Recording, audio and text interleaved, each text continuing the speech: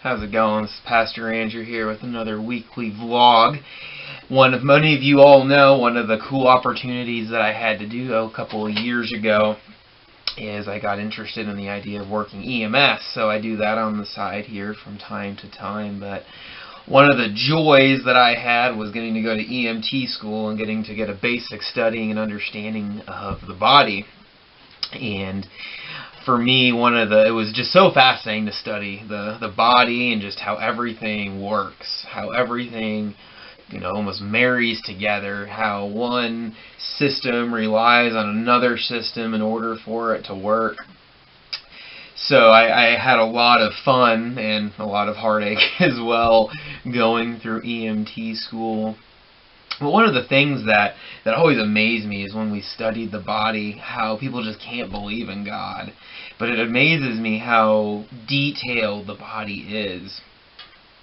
But as I went through school and I had to go and take this great big scary test called the NREMT, and as most of you know, my background being in theology and ministry and history, a lot of tests that I had to take all the way up to this point had all been essay or point of view, stuff like that. So I was really used to sitting down and writing a 10-page paper explaining my point and explaining my belief and how I interpret something.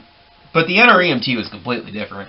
It was the joy of now going and taking a multiple choice test with questions where all 3 or 4 of the answers were correct. You just had to choose the most correct answer.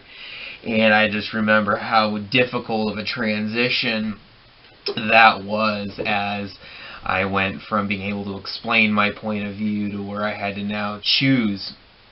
But the reason why, and as I've learned working in the medical field, is a lot of times when we see a problem, we just focus on that. We say, oh, that's the problem right there, and we kind of get tunnel vision on that, and we don't see or focus on anything else that might be wrong.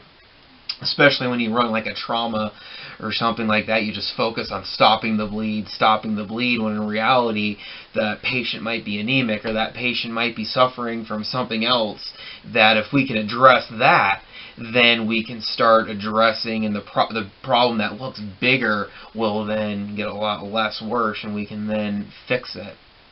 Now, a lot of times in life, when we sit back, we start looking at, this is a problem in my life, whether, it's physical or emotional, whatever it might be, spiritual. We might sit down and start looking at our spiritual life, and we go, I need to pray more. I need to focus more on prayer. I'll go days without praying, and we just think that that's the only problem. We kind of get that tunnel vision, and we think that that's the only thing in our spiritual life that needs addressing, when in reality, it might be something else. I think one of the biggest things that we struggle with is trusting in God.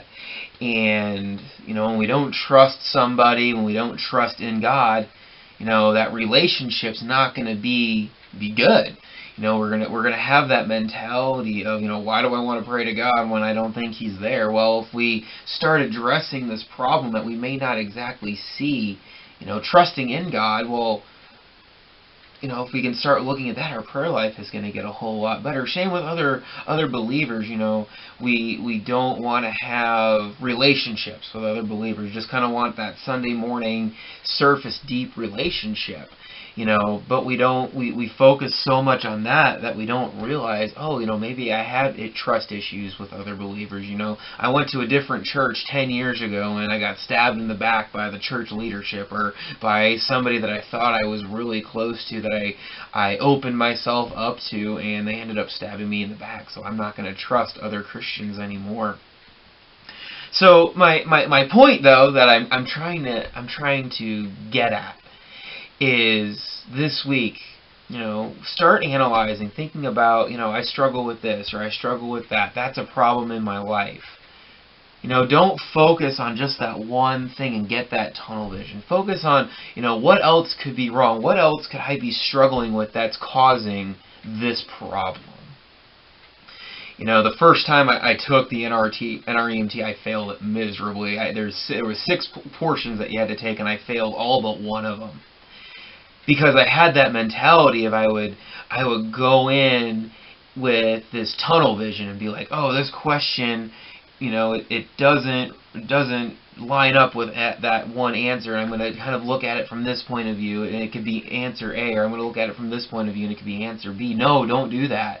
And when I started looking at it with a more broad mentality, I got the answers right, and I ended up passing with almost 100% the second time I took it. So don't get discouraged, because I think a lot of times, we're almost hemorrhaging spiritually. When we start freaking out, we start looking like, oh, I got a problem here and I got a problem there. Just take a deep breath and cry out to God. Pray to God and be like, God, I'm struggling with this. I'm struggling with that. Help me get through it. Because, He is going to answer. He is going to give us what we need in order to fix it. We just have to put our trust in God. Have a good week.